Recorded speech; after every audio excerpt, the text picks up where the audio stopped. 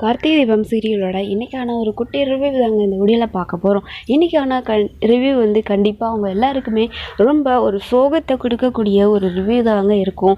ஏன்னா அந்த அளவுக்கு தான் வந்துட்டு சீன்ஸ் எல்லாம் போய்கிட்டு இருக்கு.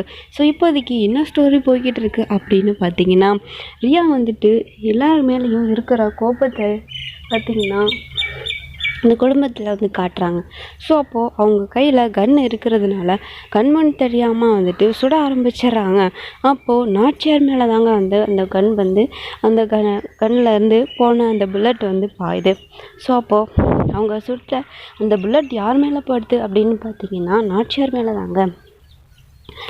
நாச்சியார் மேலே அந்த புல்லட்டானது பட்டதுக்கப்புறம் அவங்க மேலே 3 புல்லட் பார்த்திங்கன்னா பாஞ்சிருது. அதுக்கப்புறம் குடும்பமே வந்துட்டு அலற ஆரம்பிக்கிறாங்க.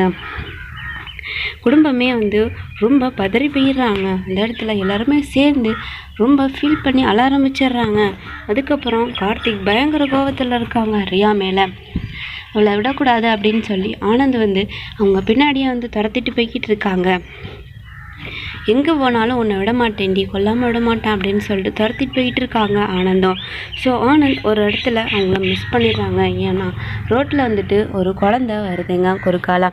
அப்போ அந்த குழந்தைக்கு எதுவும் ஆகிடக்கூடாதுன்னு சொல்லிட்டு ஆட்டோ டிரைவர் ஒரு பக்கமாக கொண்டு போய் விட்டுறாரு. ஸோ அதுக்கப்புறம் அந்த குழந்தையும் சேஃபாகிடுது.